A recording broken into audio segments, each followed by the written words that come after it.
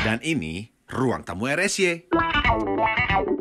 Halo teman-teman RSY, selamat datang di Ruang Tamu RSY, podcast saya Ishak Hartoko dari Rumah Seni Ishak. Hari ini Ruang Tamu RSY kedatangan teman sebangku saya waktu SMA, seorang gitaris ganteng ya, buat saya ganteng. Ya, Bandnya namanya ngejek. bandnya namanya Nine Ball. Langsung aja, ini teman saya Muhammad Mirza, dipanggilnya biasanya Ica. Selamat datang, Ca, di Ruang Tamu RSY. Makasih RSY. Makasih buat waktunya mau datang. Nuhun. Sama-sama. Senang ada orang Bandung, anak band yang bisa saya wawancarai. Wah, saya merasa terhormat ya diundang di sini justru. Jadi nggak akan gua lu nya, aing Ya. gimana? Gimana, Sak? Apa kabar, Ca? Baik. Baik ya, keluarga baik semua ya? Sehat, baik. Alhamdulillah. Alhamdulillah, syukur kalau gitu. Ca, langsung aja, Ca. Isak pengen ngobrol sama Ica tuh karena Isak tahu Ica ngeband sama Nine Ball. Dan Nine Ball ini udah lama. Dan sampai hari ini masih ada. Kapan ya, Ca, tepatnya Nine Ball tuh berdiri tuh, Ca? Mulai. Nembol tuh terbentuk tahun 2000. Kalau saya sendiri ikut terbentuknya tuh tergabungnya Januari 2000. Cuman kita sepakat untuk resmi ulang tahun Nembol itu di September 2000 karena form yang diakui saat itu yang ya terkomplit solidnya lah bisa dibilang saat itu. Jadi secara apa namanya? Publishnya kali ya, September tahun 2000. Oh, tapi sebenarnya Nine Ball sendiri udah ada sebelum tahun 2000, maksudnya gitu? Ada. Pas Januari 2000 tuh udah ada. Kan saya masih sebangku dengan Anda saat itu. Iya, kan saya pura-puranya nggak tahu. Oh iya. Bagus. Oh, jadi baru di-announce ke publik tuh September tahun 2000 ya? Ya, meskipun sebenarnya dari awal tahun juga udah ada gigs kayak di Fame Station dan lain-lain. Cuman Iya, ya udah banyak main kan waktu itu ya kalau nggak salah ya? udah. Iya, Cuman iya, emang ada beberapa yang bongkar pasang lah bisa dibilang lah. Akhirnya Dan setelah aja. September itu pas lebih solid maksudnya si personel. Ya gitulah bisa dibilang. Oh, oke. Karena waktu dulu saya ingat Ica lebih pentingin ngeband dibandingin ujian nasional kan? Kok disebutin sih, Sak? Tapi kan lulus dan nilainya bagus ya. Iya. Itu yang Emang paling ujian penting. nasional nggak itu namanya ya? Nggak tahu sih namanya apa, Eptanas ya? Lupa Gua gua. sendiri nggak tahu. Wah, jangan diomongin itu mah ntar ketahuan tua, Ca. Jadi Oh, iya, nggak iya. ujian sekolah begitu ya. Iya, Ca, iya. waktu Nine Ball dibikin, anggaplah dari September 2000 itu dibuat. Tujuannya sebenarnya Nine Ball mau gimana ngeband? Apakah memang pengen rekaman? Ataukah pengen nge-gigs kayak model di cafe, kayak Fame Station gitu? Atau sebenarnya tujuan Nine Ball sendiri waktu pertama dibikin dulu tuh apa, Ca, sebenarnya? Kemana gitu arahnya? Kalau waktu awal sih ya simple ya, seperti pada umumnya musisi yang memulai ya bisa dibilang saat itu ya lebih ke ininya sih istilahnya ya, menyalurkan passionnya kali ya. Jadi belum mikir terlalu jauh kemana-mana, jadi dengan yang pasti udah targetnya pengen manggung dalam waktu dekat, udah pasti kalau itu. Cuma kalau sampai untuk bikin album saat itu belum sih, saat terbentuk. Yang penting kita kita ada gigsnya dan bawain lagu-lagu yang kita cocok dan dicombine ya sama kesukaan orang juga saat itu. Okay. Jadi nggak mikirnya sih belum sih saat itu. Setelah berapa lama ngeband akhirnya rekaman yuk, karena kan ada akhirnya booming ya. Nine Ball salah satu band yang gua rasa di Bandung booming gitu si lagunya. Berapa lama, Cak, dari ngeband itu jadi akhirnya mau bikin lagu sendiri? Saya lupa tepatnya bikin demo pertama tuh tahun berapa. Cuman yang jelas usaha untuk benar-benar sampai ke dapur rekaman ya bisa dibilang itu tahun 2005 kalau nggak salah. 2005 tuh benar-benar kita bikin demo yang sungguh-sungguh lah ya bisa dibilang sungguh-sungguh. Kemudian kita tim dan manajemen saat itu berburu jalannya lah. Karena kan saat itu bukan semudah ya bahasanya. Ya lebih Saat panjang itu kan lah proses. pilihan jalan itu prosesnya nggak ya. sebanyak sekarang. Kalau zaman sekarang kan ada digital, ada macam-macam lah. Untuk ngerilis itu bisa macam-macam pilihan. Kalau saat itu kan pilihan nggak banyak kan, Sak. Iya. Jadi waktu itu nyari label, nyari produser dan lain-lain itu perjalanannya cukup lama sih. Cuman seingat saya tahun 2005 lah bisa dibilang kita secara serius apa namanya mengemas si demo, kemudian mencari produser dan lain-lain gitu. Oke. Cuman baru akhirnya 2007 kita rilis album pertama. Gitu, akhirnya. Dan yang akhirnya jadi booming tuh album satu itu, Cak? Ya, ya. Kita waktu Oke. itu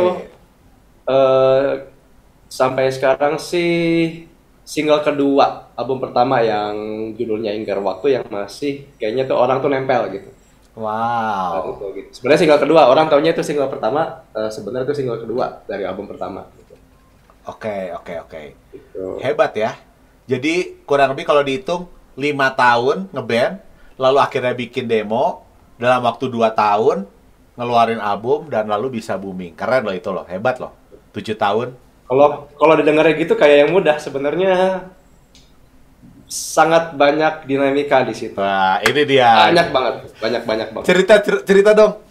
Bahwa tidak semudah itu ya, gimana Cak kira-kira yang bisa dibagi?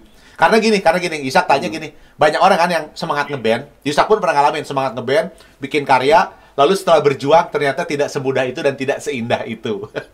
Nah, kira-kira apa yang bisa Ica bagi, Cak, ceritanya? Mungkin problemnya banyak ya, seperti musisi saat itu yang jalannya tuh macam-macam ya lika-likunya. Cuman saya bisa bilang Nembol saat itu termasuk salah satu yang beruntung lah bisa dibilang. Jadi perjalanan ini panjang banget, jadi saya mungkin singkat aja ke bagian nyari ininya ya lah ya, jalan untuk menghasilkan album tersebut ya. Jadi kita tuh mulai dari pencarian produser. Waktu itu ada salah satu Mas, sebutin nama nggak ya? Nggak enak juga. Boleh. Kalau bisa disebutin, sebutin aja. Boleh. Jadi waktu itu salah satunya Mas Andi. Singkatnya waktu itu, wah tertarik dengan salah satu demo kita. Cuman begitu masuk ke apa namanya proses producing ada beberapa kendala. Jadinya singkatnya kita mengalami jalan buntu saat itu. Jadi nggak lanjut? Nggak lanjut. Oh, Nggak dilanjut sama Mas Andi waktu itu. Akhirnya kita nyari-nyari lagi, manajemen mencari label-label lain, dan ya ditolak sana-sini. Kemudian panjang lah ceritanya itu, manajemen kami itu saat itu sampai, kan kita tinggal di Bandung kan domisili kan. Ya, Jadi ke Jakarta karena label saat itu cuma di Jakarta kan, yang besar-besarnya gitu. Ya. Ke Jakarta keliling sana-sini, kehabisan duit untuk apa? Untuk nginap-nginap, akhirnya sampai nginap di masjid dan lain-lain. Panjang lah pokoknya ceritanya. Benar apa kerja lah ya. Saya singkatnya, alhamdulillah waktu itu jodoh kita ketemu sama Bang Pai. Pai itu gitarisnya Bip dan X-Lang ya. Pai Siburian ya. Ya. Pai Siburian ya, benar. Benar. Ya. Jadi waktu itu saat itu Pai menerima dari manajemen kami, dan dia tuh bilang dia suka sama spiritnya anak-anak gitu. Jadi bagi dia musisi yang bagus dan punya karya yang bagus itu cukup banyak. Cuman dia suka dari spiritnya Nembol itu sendiri, anak-anaknya yang mau berjuang dan mau bersama-sama, mau komit bersama, itu yang dia suka. Mungkin energinya Bang Pai sebagai anak band kali ya. Oke. Dia bisa melihat itu gitu. Akhirnya dia tertarik, dan apa namanya kita produce sama Bang Pai. Cuman saat itu belum nemu label yang cocok atau yang apa namanya kerja sama pihak lain ya, karena Bang Pai kan lebih ke dapur produksi ya. Oke. Rekamannya berarti ya? Rekamannya. Cuman begitu sudah ini kita bingung nih kemana lagi nih. Nah, alhamdulillah memang sudah jalannya ya. Jadi Nembol kan dulu sambil manggung-manggung masih dilanjutin gitu. Jadi dulu tuh ada yang konyol juga sih, kita udah pede kan. Wah, akhirnya nih udah ketemu nih jodohnya nih, ketemu produser, udah pengumuman kita main di band. Oke, ini kita nggak lama setelah ini akan rekaman dan apa nanti kita akan mungkin berakhir lah ya sebagai reguler. Akhirnya karena nyari ini itunya lama, habisan duit kan. Akhirnya kami balik lagi. Lagi, tapi keajaiban terjadi di saat itu gitu, di saat kita mengalami jalan buntu dan apa manggung-manggung lagi, dan saat itu ada tamu bernama kami nyebutnya Paps Didi, dan dia tamu setianya Nembol saat itu. Dia suka sama Nembol. Waktu itu kita mainnya di kafe kan. Ya. Jadi dia diundang, kita diundang ke tabelnya Paps Didi dong. Gitu kan. Dia datang, akhirnya kan dari situ kenal. Ngobrol-ngobrol, dan dia suka sama anak-anak, udah dianggap apa ya? Karena dia secara umur cukup beda lah ya. Jadi dianggap asuhan lah kita tuh. Oh, oke. Dan dia tahu anak-anak tuh ternyata lagi berusaha untuk apa namanya mau rilis album tapi menemui kendala. Jadi udah ketemu produser tapi tidak ada yang membiayai apa namanya lain-lainnya seperti promo itu kan lumayan saat itu. Oh, oke. Promo video klip dan lain-lain dan distribusi belum ada saat itu. Akhirnya ya udah, sok apa yang bisa saya bantu gitu. Kalau bicara dana, ya udahlah saya siap bantu katanya. Wow. Karena dia waktu itu memang ikhlas sih Pak Didi itu. Saya berani keluar, saya nggak enak nyebut nominal ya. Iya. Saya berani keluar sampai segini, nggak balik juga nggak apa-apa kata dia. Yang Oh, penting gitu? anak-anak. Wow. Jadi dia emang suka segitu ya apa ya? Ya baik lah ya, orang baik. Dan apa namanya? Akhirnya kemudian diketemukan dengan Bang Pai. Akhirnya, oh ya, udah Bang Pai sepakat kalau gitu saya bagian produksi, Pak Didi bagian apa ya? Pak Pai sebagai produser, Pak Didi sebagai eksekutif produser istilahnya. Oh, Gitu. oke. Iya. Kemudian kan tinggal distributor yang belum ada kan. Iya. Nah, dan karena Bang Pai saat itu dia dekat dengan label-label dan salah satu yang paling apa ya sering kerjasama itu adalah Aquarius Musikindo saat itu. Oh ya. Karena Bang Pai ketemu bicara dengan Aquarius dan Aquarius juga tertarik dengan proyek ini gitu. Oke, kita bagian distribusi saat itu. Jadi kan sudah ada 4 pihak ya, distributor, produser, eksekutif dan artisnya, Nembol. Iya. Nah, dari situlah baru dimulai. Jadi bisa dibilang saat itu labelnya Nembol sebenarnya bukan Aquarius, distributor Aquarius. Kita bisa dibilang pergerakan itu independen saat itu. Album pertama ya. Oke. Album pertama. Jadi kita kalau orang melihat mungkin aduh jalannya mudah ya, padahal kita tuh kesana sini dan independen gitu. Barulah setelah album pertamanya ada apa ya istilahnya hits saya. Iya. Baru label-labelnya minta album berikutnya sama kita dong. Dari dulu aja bagian. Ya, pasti gitu ya. Iya. Ketika udah Iya. Oke. Ininya gitu. Jadi apa namanya? Kalau bicara perjalanan rekaman Nembol itu sendiri ya garis besarnya seperti itu. Jadi dalam itu sendiri banyak sih drama dan dinamika dan ya keluh kesah dan senang-senangnya banyak banget emang. Wah, Gak semudah gitu udah. Keren. Dan apa namanya single Nembol yang waktu itu juga beruntungnya kami dipakai sebagai soundtrack sinetron saat itu yang stripping. Dan judul sinetronnya juga Hingga Akhir Waktu. Sama ya? Sama. Jadi kalau nggak salah nama sinetronnya harusnya Anggrek apa-apa. Cuman label manajemen kami saat itu si Bonde namanya, dia berhasil meyakinkan bahwa ini secara cerita dan lain-lain cocok nih dengan single kami namanya. Kenapa nggak namanya samain? Wah, jadi lebih Ya, ke push lagi ya, gitu. lebih ke push lagi ya lagunya ya. Saya belum berani ngeklaim itu, tapi ya intinya ceritanya seperti itulah. Oke. Weh, menyenangkan loh, Ca, dengarnya Yusak baru denger nih cerita ini, Nineball perjuangannya kayak gitu. Panjang sih, Sak. Maksudnya kadang-kadang orang emang yang lu enak ya oke itu pernah drummer gua gitu.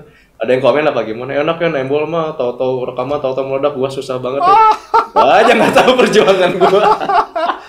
Sampai ada yang jual gitar, ada yang apa karena udah kehabisan duit buat apa ya menunggu kesempatan itu gitu. Jadi panjang lah ceritanya Sak, tapi alhamdulillah orang-orang yang bekerja keras, orang-orang yang ikhlas menolong dan lain-lain, alhamdulillah semuanya menurut saya ya terbayar sih. Seperti salah satunya Pak Didi itu yang rela untuk menggelontorkan dana yang dia waktu itu saat itu ikhlas nggak balik lagi. Tapi dia malah berdapat berlipat dari royalti dan lain-lain. Dia malah berlipat-lipat dapatnya gitu. Ya alhamdulillah gitu. Semuanya jadi semua pihak apa ya senang lah bisa dibilang dengan hasilnya saat itu. Keren banget.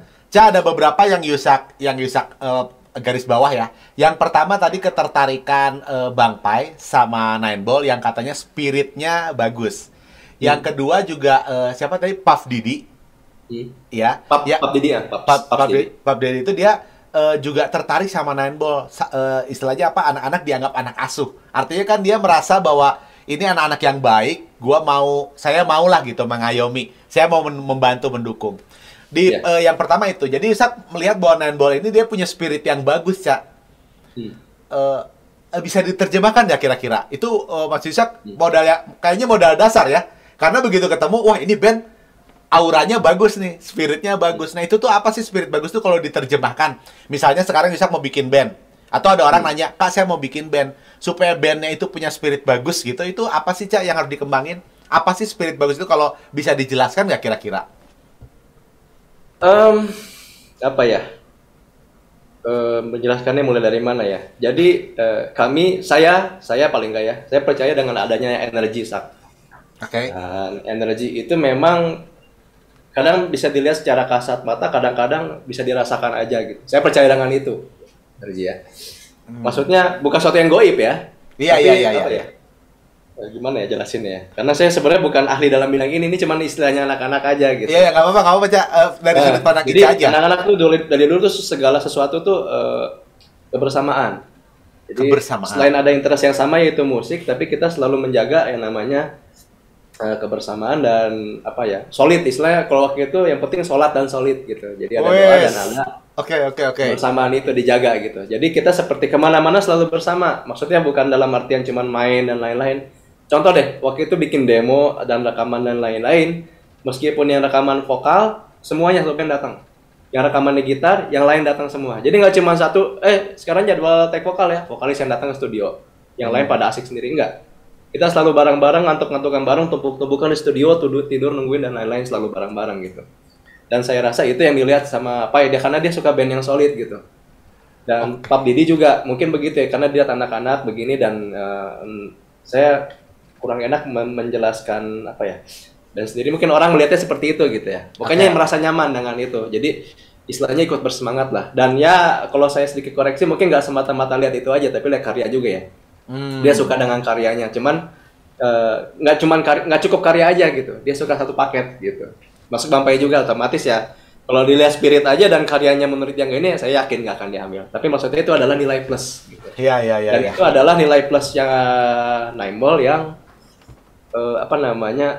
turut andil besar lah dalam karirnya Nine Ball sendiri gitu. Wow. Dan saya percaya itu Sak. Jadi dulu saya ingat kalau saya mengingat zaman dulu saya kan nggak cuma manggung-manggung, tapi saya suka nonton band-band lain manggung gitu. Iya. Saya suka menyimak dan lain-lain dan saya berusaha mendengar dari orang lain. Kenapa sih menurut lo Nine Ball itu layak ditonton atau menurut lo lebih bagus dari yang lain itu kenapa gitu? Oke. Kan saya bingung, bagi saya waktu itu kalau saya mau objektif, band yang lebih bagus dari Nine Ball secara musikal banyak Sak. Tapi kenapa orang tuh milihnya suka gitu ya? Ini bicara suka ya. Iya. Suka nonton Nine Ball gitu. Suka bagi saya sendiri si ini yang saya tonton gitu. Kenapa gitu? Dan ternyata ya energi itu sendiri gitu terpancarkan saat kami manggung gitu. Karena kami kalau manggung tuh fun yang pasti. Fun. Kita ikhlas, kita senang dan tamu itu emang banyak yang kenal beneran juga, cuman kita tuh selalu menganggap tamu tuh nggak cuman tamu orang asing gitu loh. Jadi mereka adalah bagian dari apa ya istilahnya ya? Bagian dari saya kurang pintar nih milih kata-kata. Ya bagian dari momen itulah kita manggung. Orang lain juga begitu gitu. Jadi kita contoh selalu merhatiin orang, oh nih orang nih enjoy nggak nih gitu misalkan. Terus kita berusaha nyapa paling nggak, dan kalau udah beres manggung sebisa mungkin disapa, aduh makasih dan lain. Tapi kita nggak pura-pura saat itu, nggak munafik. Memang kita gayanya seperti itu, memang orang-orangnya gitu loh, dan banyak yang supel lah bisa dibilang. Iya. Jadi kan orang banyak yang suka nonton, lama-lama suka menonton jadi suka jadi ngobrol jadi teman makin banyak gitu loh Sa. Jadi saya percaya Nine Ball ini perjalanan nggak cuma karena musisi sendiri, tapi orang-orang yang dalam keluarga itu sendiri gitu. Ya musisinya, ya manajemen, ya kru, ya tamu yang suka nonton Nine Ball gitu. Itu semuanya bagian dari perjalanan gitu. Intinya sih gitu sih. Karena dengan adanya spirit itu, energi itu orang bisa merasakan dan ikut ke bawah ya. Ke bawah ya. Bisa dibilang ikut. Ya gitulah. Itu setelah saya berusaha ini ya, maksudnya bertanya kenapa sih orang gitu, karena bagi saya sendiri kalau saya mau objektif sebagai musisi banyak yang lebih bagus dari saya mainnya gitu, kenapa gitu kan pertanyaan itu gitu. Ya gampangnya gitulah gitu. Keren. Karena 2 jempol. Keren. Saya nggak tahu orang setuju apa enggak, tapi ya ini adalah yang yang kami rasakan, jalani dan mendengar dari orang lain juga gitu. Keren Cak, ini keren banget loh. Itu saya mau garis bawain ya, sholat dan solid. Wah, sholat dan solid. Solidnya bisa didengerin tadi kebersamaan yang Ica maksud. Tapi benar ada sholat juga karena ya spiritual ya, spirit. Jadi emang ya kalau tadi bilang ada keajaiban, ada orang-orang baik yang itu ya itu spiritual ya, kepercayaan spiritual. Jadi teman-teman yang ngeband tuh jangan lupa sholat dan solid ya, artinya spirit. Sebenarnya itu istilah anak-anak aja sih, karena kan Ya, doanya ya. enak. Dan kami percaya Sak bahwa kalau kata orang-orang banyak tuh doa dan usaha gitu kan. Ya. Jadi itu harus dua-duanya berjalan, nggak cuma salah satu gitu. Karena Ya. orang bersuascot Nagatun kalau nggak ada permit dari bagi yang percaya, sorry ya. Kalau nggak ada ya. permit ya nggak bisa. Cuma kalau cuma minta permit doang tanpa dibarengi dengan usaha nyata kita juga. Nggak bisa juga ya. Saya nggak bisa nge-vonis, nggak bisa, tapi mungkin chance-nya lah lebih. Ya. Jadi kita percaya meskipun emang sholat dan solid itu kadang kata-katanya berat gitu ya, kayak seakan-akan lu paling benar, tapi nggak gitu juga. Tapi itu adalah apa ya? Mungkin bisa dibilang slogan apa kan sak namanya. Yang itu yang kita pegang sebisa mungkin kita ya berusaha dan jangan lupa berdoa gitu. Meskipun ya nggak semuanya, wah kayak yang soleh banget gitu loh. Tapi paling nggak kita berusaha mengarah ke sana gitu lah, jangan lupa gitu. Ini nih anak band Dan soleh. kita percaya sama itu memang. Kita Anak percaya. band soleh ini. Udah ganteng, soleh. Amin. Udah nikah ya? Coba belum nikahnya banyak juga masih yang masih berminat. Dagang pale. Ini nggak akan ditonton kan sama istri ya, Cak? Hah, ditonton. Paling-paling saya bengap-bengap habis ini. Udah gitu jangan main sama Yusak lagi. Gitu.